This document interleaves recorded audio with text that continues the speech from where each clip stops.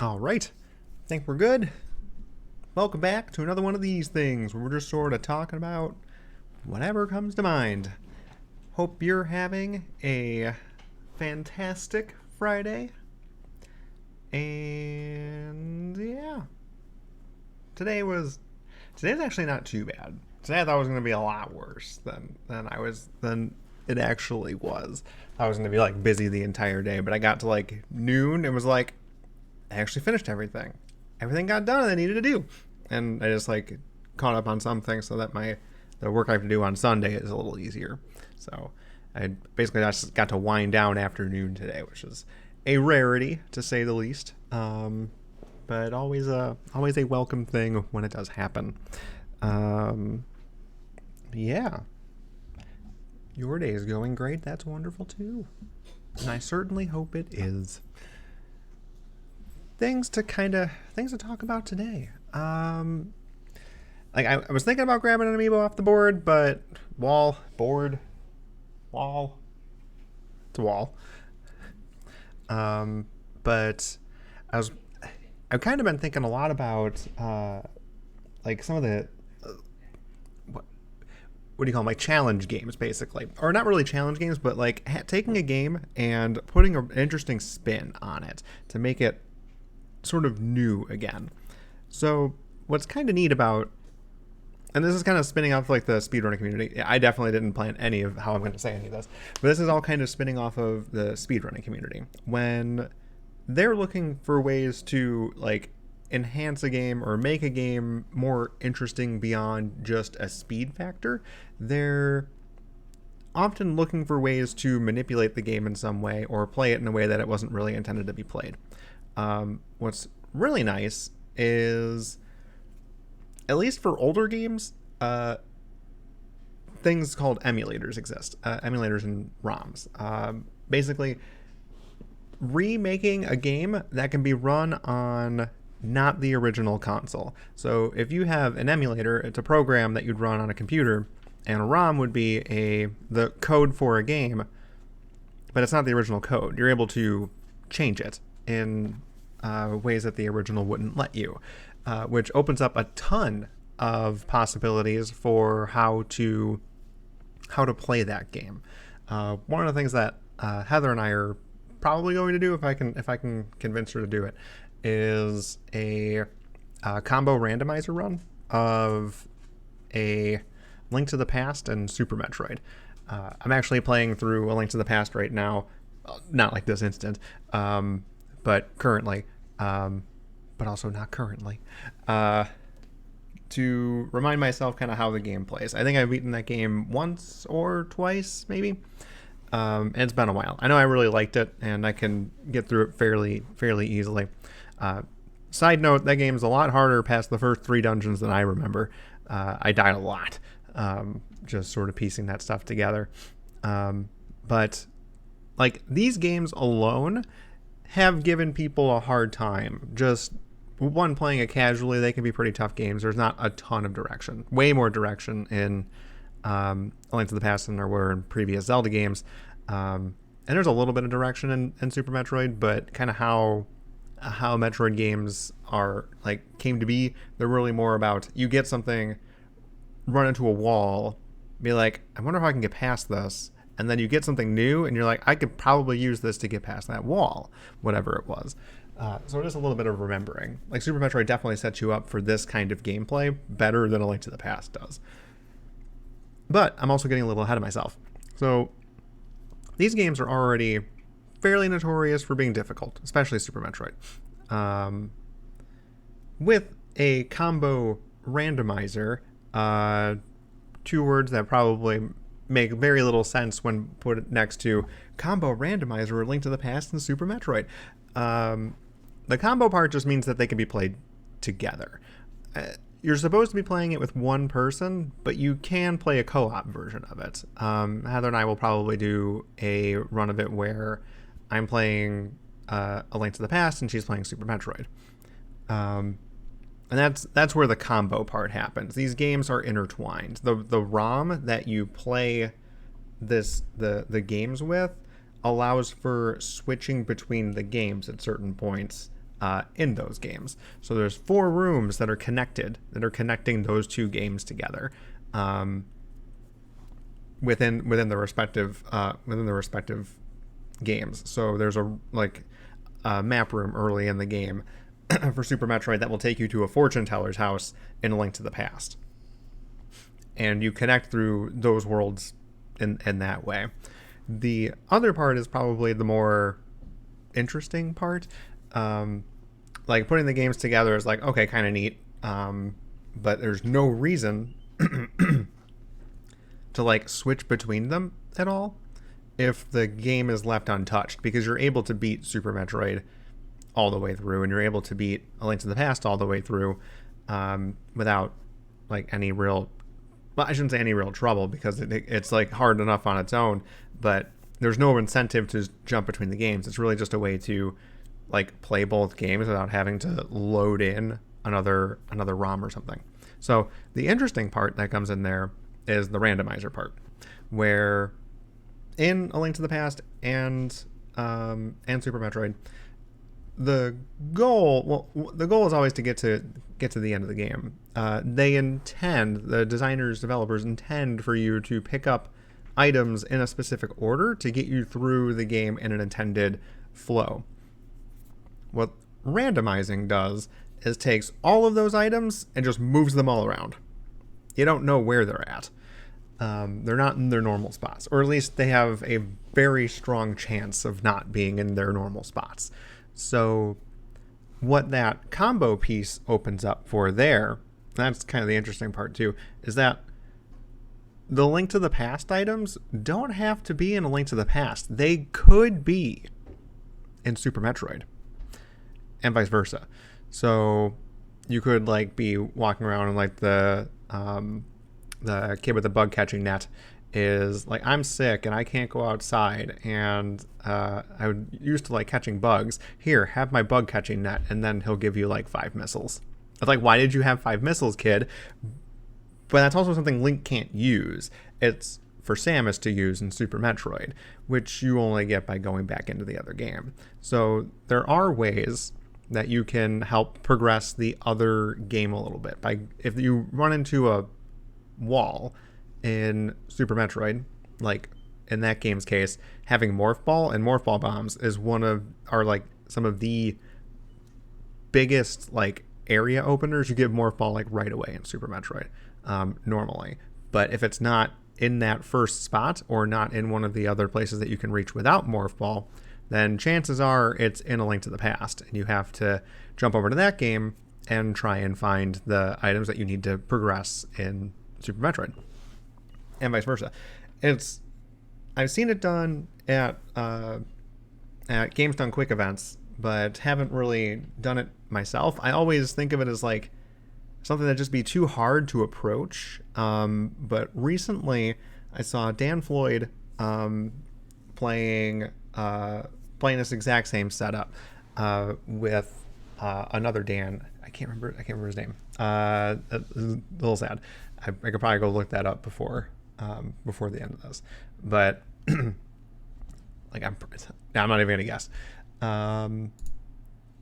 But they're splitting it so that one of them is playing A Link to the Past and one of them is playing Super Metroid. Not because either of them like haven't both played it. It's just they're both like a little bit more accustomed to it. I thought it'd be a fun little co-op experience, and I've definitely seen that before in GDQ events. But seeing 2 people who like don't like do speedrunning approach this game, or approach these games, that's like, it was sort of like, yeah, you know what? Maybe if I did just like replay the game, I might be able to remember enough about it to be able to give that a shot. So it's just kind of neat how like where we are right now. Like when I was younger, like emulators and ROMs were a thing, but it was really just like a piracy thing. It was really just, I would like to play this game without paying for it. And you could get one of those ROMs to play on an emulator. There were a few that existed for the for the DS too. So you didn't even need like for like DS games, you could get ROM soloed onto a cartridge for your DS as well and play them that way. A lot of what I was doing was just I didn't have like a Super Nintendo for the longest time, so I'd play Super Nintendo games on my computer just because I didn't have access to a Super Nintendo. That's one of the nice things about emulators is that they're a way for people to sort of experience something that just isn't possible. So like as we get further away from the NES and Super NES, Sega Genesis, like just those early console years, the number of those consoles that actually work is diminishing.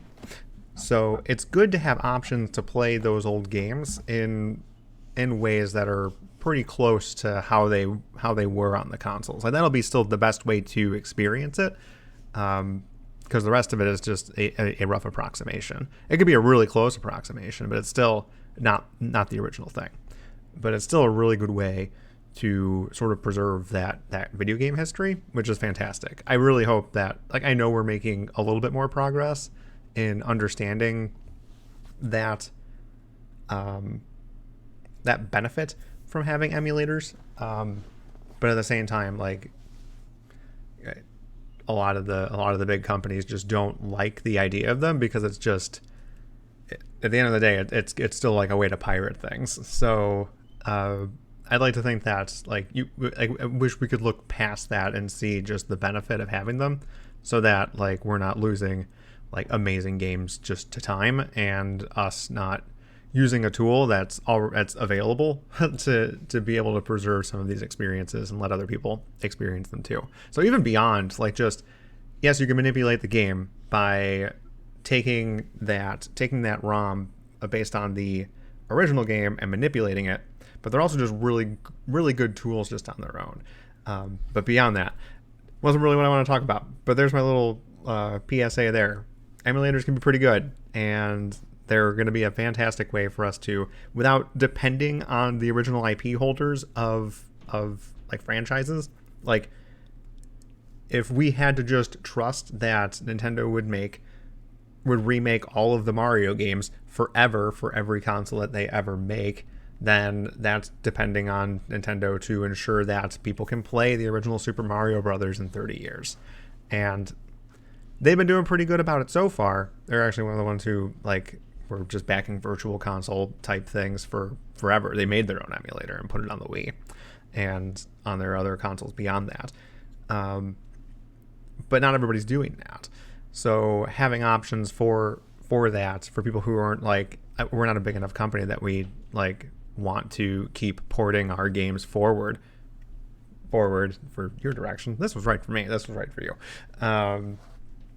Keep that going forever. It's just good to have a community like that. But I digress. One of the other things I was looking into here too was there's actually a channel, the Games Done Quick channel. They've been doing like since for the past few years now. I think they've been doing sort of like episodic, almost like a TV show type thing. Not like a sitcom or anything like that, or cartoons, but it's just like people bringing their speedrun ideas or just interesting like game ideas to the channel, and having things that fit like a certain topic fit into a type of show. That probably doesn't make any sense in the abstract, but in the case of one of the episodes that I was watching today, it's a show called Challenger Approaching, which talks about these types of games. Challenge games, or challenges in games that are already being speedrun by the community. One of them here being Pokemon Emerald, which is a third generation Pokemon game. That's the one that came out after Ruby and Sapphire. And it combines, well, one Pokemon with two other aspects of trying to play it in a riskier way. One of them is speedrunning, so trying to play it fast, and the other is Nuzlocke, which is a way to play a game that the community sort of made rules for.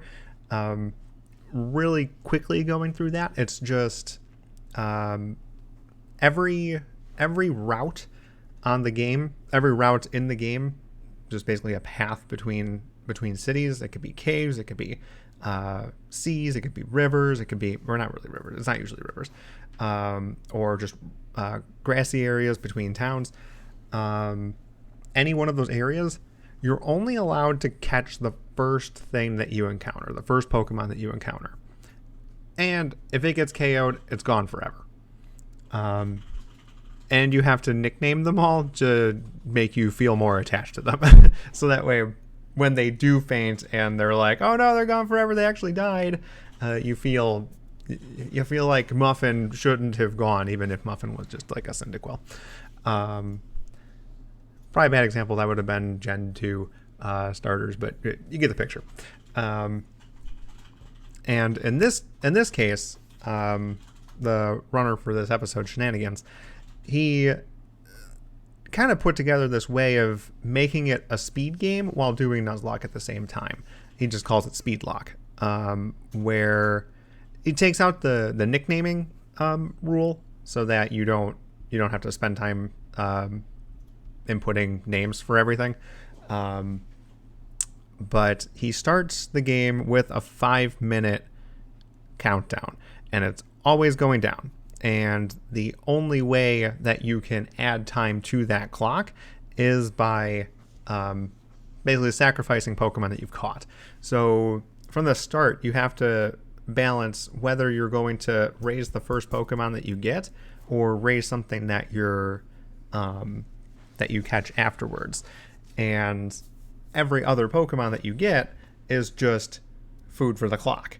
So if you reach 0, then if the clock reaches 0 at any point, then the run's over.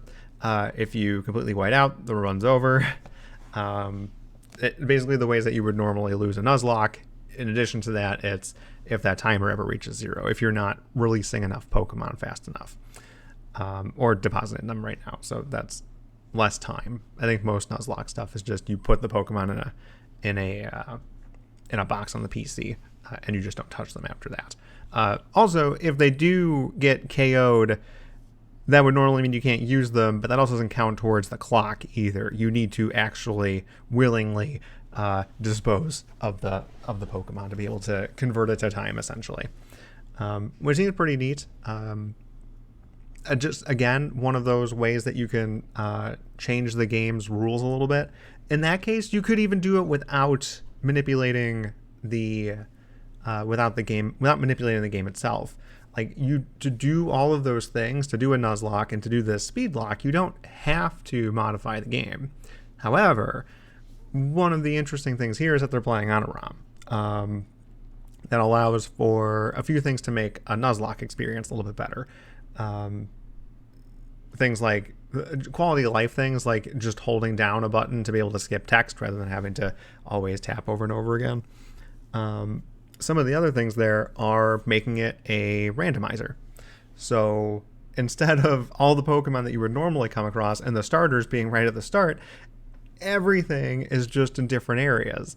So like the first trainer that you come across could have an Entei, just a level 5 Entei for some reason, which is pretty fun to see. And some cutscenes that you expect to go a certain way might not go a certain way, because they happen to have been given a Groudon to fight a Diglett for no reason. And instead of catching a Pokemon, they just kill it. Fun stuff. But that like completely changes like how the game is laid out. Like, you can still make it through that if you know your typing really well, and just really smart use of Pokemon, and kind of just knowing it's not even really knowing what's coming up. It's a lot of improvisation that you have to do. Like, you go to the first gym, Roxanne, expecting rock type Pokemon, and you're going to be surprised because she could just have a Mewtwo because it's all random. So it really is just playing on like knowing who you're starting with, who you're committing to raising, and then making sure that one Pokemon basically has all the tools it needs to beat basically anything that it can come across in the game, which is pretty neat. Pretty tough, but pretty neat. But yeah, it's just like super neat to see those kinds of challenges like kind of come up.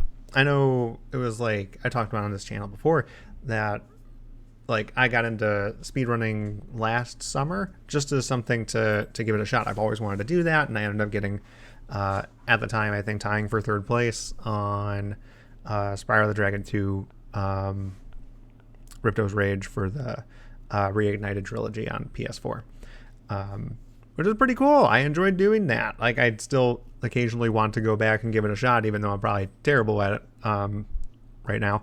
I kind of want to give it a shot on a different platform because it did also come out for PC, and there are things that you can do on the PC version that you can't do on PS4. But still pretty fun. And being able to take a game and commit a bit of time to doing it in an interesting way is just kind of cool. Seeing even going beyond that, like when I was first introduced to speedrunning, it's just sort of like, this is really cool. This is a way that you can play a game in an interesting way on top of a game that was already interesting to you. It's a way to experience a game that you liked in a different way that you might like even more. You never quite know. And then you give it a shot and it's like, yeah, that was kind of neat. And even beyond that, that community is still like spearheading a lot of just, what if we did this twist? What if we tried it this way? And it just unlocks so much replayability with games. It's just fascinating. Like, beyond just playing games, I studied game design for a long time. And that's just kind of the epitome of it there. It's just trying to find a way to make your game engaging. And can't really say fun because that's subjective, but ways to increase that replayability, ways to include more people and play styles into it, ways to make how you play the game different, and you can approach it from different ways. Those have always been some of the most engaging games across the spectrum. When like somebody who likes solving puzzles can like a game just as much as somebody who likes action adventure stuff. I think games like Breath of the Wild did a fantastic job like making an open world experience that blends really well action adventure and puzzle gameplay. This is a good job. Legend of Zelda games do that all the time, but like putting it in that package was just amazing. They just did a really, really good job with that. And like just these communities keep coming together to find ways to play even old games that we wouldn't even think would be modified or changed in any way, and making them interesting, they were already interesting, but breathing new life into them basically. It's just kind of nice to see communities doing that. It's not even like necessarily wanting to be designers, but they're effectively designing. It's just designing with a different kind of tool. So instead of having like the Unity game engine or UDK or something, your engine is a game that's already done, and you're using mechanics that exist or loopholes in mechanics that exist to redefine kind of the experience of playing the game. And that's effectively what you're doing with anything, like even for like Mario Maker. Like those are basically releasing tools for building Mario levels. Like people could make whole games out of that, and they likely do. Same with like all like the Kaizo Mario things. It's just taking design tools and using them in interesting ways. And it's just a little different when you're taking the game itself and building on top of that, rather than starting with tools and building something new from those tools. The game itself becomes a tool for making an even, just not even, you don't even want to say even better or worse. It's just a different experience, a different game, which is kind of cool. Anyway, I just wanted to, I guess, talk a little about that for a little bit. Spent quite a bit of time actually, just kind of rambling about ways to approach games in new ways. You don't have to be a designer to think of how you'd like to play a game in a way that would engage you in a way that you enjoy, to make something interesting and breathe new life into something. So it's just it's a pretty nice time to be able to be around games and experiencing them. You can find something old that you're like, hey, I want to try that. And like, it'd be kind of interesting if I could do this. And there's communities putting together ways for you to do just that. And that's pretty cool. That's pretty cool. Anyway, I think we'll call it at that. Hope you have a wonderful weekend, and we will catch you in the next one. See ya.